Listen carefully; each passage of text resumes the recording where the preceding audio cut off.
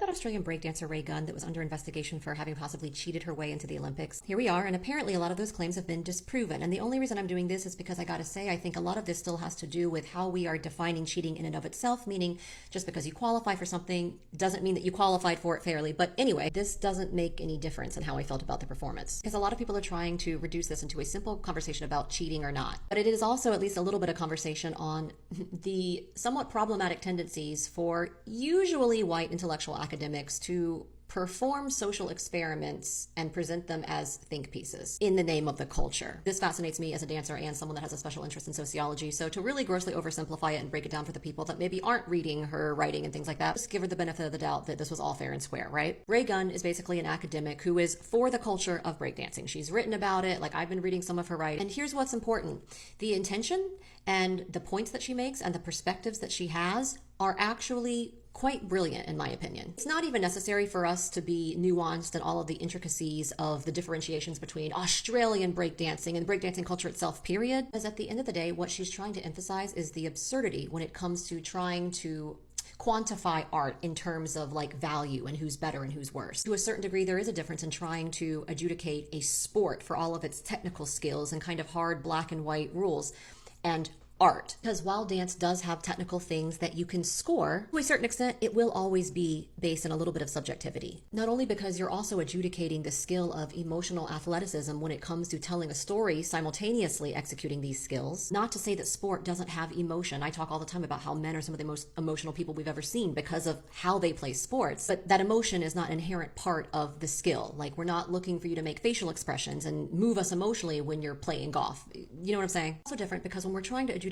art forms that are based in culture, an unfortunate, inevitable amount of appropriation and even sterilization of that craft will occur due to the necessity to standardize it for the sake of competing. And this is all 100% literally correct. Her opinions and her writing and how this is not stuff that you can say like, I don't agree with that. It's just true. It's what happens. But to be fair, this is not something that is necessarily mutually exclusive just to breaking, because as one creator mentioned, we see this happen with taekwondo over the years, and even with more sporting like events, say something like gymnastics or figure skating that aren't necessarily inherently rooted so much in a specific cultural association. We see how competition itself necessitates the priority of skill and technical spectacle over artistry. In a lot of ways, the very idea of competition itself is inherently one that necessitates the idea of standard, meaning there is quite often no room to nourish and encourage innovation, to encourage own artistic style and, things like that. Because in a lot of ways, whether it's a dance competition or the Olympics, it's not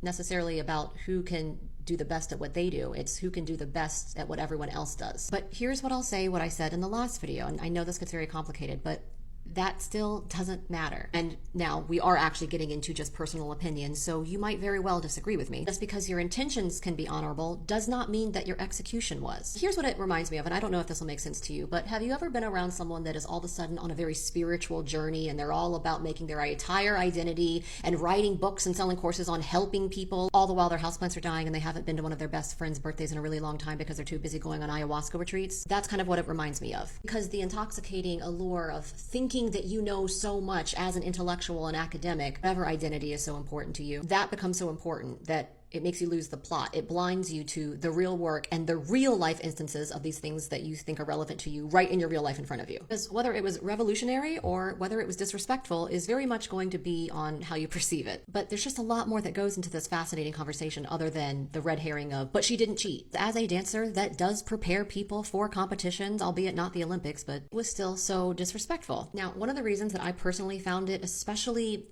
patronizing and very infantilizing was because it was almost as if she was positing this whole thing as if she was the only one that's ever had these radical thoughts about, hey guys, how crazy is it that we're even trying to adjudicate something so subjective? We're going to lose culture. Like my own dancers that I coach that often lose sometimes when they should have won know this. I don't think any of the other dancers that worked so hard to get there went into that competition thinking whatever the judges say is absolutely going to be who's better and who's worse. Honestly, it wasn't until after that I performed on the Tonys that I kind of realized how ridiculous it all was. Like, but I still loved performing on the Tonys. Still so super happy for my friends that won Tonys, but I'm also very aware of so many of my friends that deserved them that didn't ever get Tonys. Because we all kind of know, especially as artists and athletes, that that's how it is. It's not like new to you. I worked hard to get to Broadway and the Tonys, albeit in an extremely flawed system. I was still thrilled. I still wanted to see myself pop up during the Tonys commercials backstage. I would have been devastated if somebody had pulled a Raygun at that Tonys and then that's all that anyone was talking about. And like, especially as a minority who's an artist,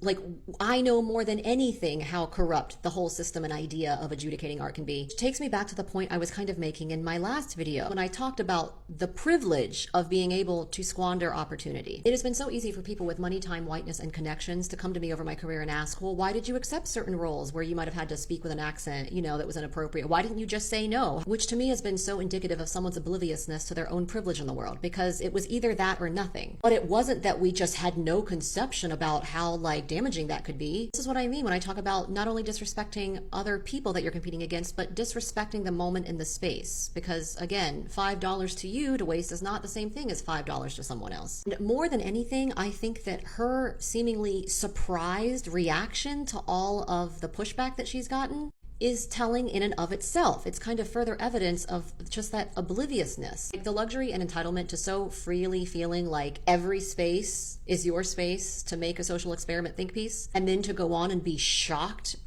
I don't know, like, and this is actually why I sometimes find academics to be so out of touch, because while I agree with the overall overarching themes of her takes on this, much of her life's work, if her objective was truly for the benefit for the culture of breakdancing, to emphasize how especially Australian breaking cannot be adjudicated because it's so different from so many other forms of breakdancing, let the evidence of that stand as it is, and let's discuss that. Spend the effort going out of your way to find a representative of Australian breakdancing, and even if they don't win, because again, remember, supposedly that's not the point. They can't win. It's not about adjudicating things. Let us have that discussion of culture amongst ourselves. So then we can then have that very important discussion that you claim that we want to have, instead of the discussion that's purely just about what the heck is this woman doing? There are some people whose first introduction ever was seeing Gunn breakdancing, which is unfortunate. Or just like write the piece, but don't necessarily do that publicity stunt. Because also to a certain extent, whether it's the Olympics, a dance competition, or even just like a good old cypher, there is the feeling that you're going to come together and just do a celebration of competition, of like the beauty of the craft. But for me, the very definition, I was thinking about this, of a villain origin story is when somebody is willing to, because of the grandest of intentions, sacrifice the few for the many, then seeming to have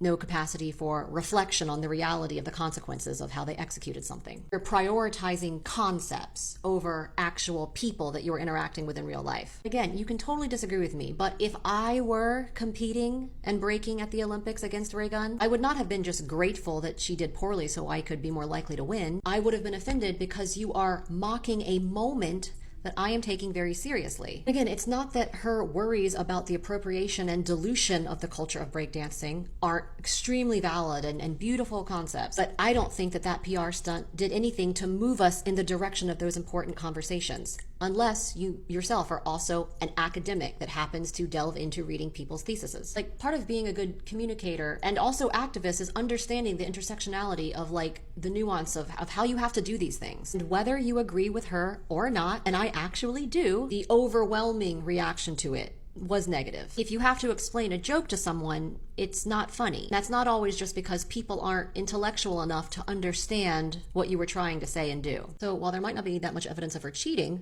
there also doesn't seem to be a lot of real-world evidence of her trying to actively preserve the culture of breakdancing, other than just talking and writing about it. The whole thing really is fascinating. So what do you think?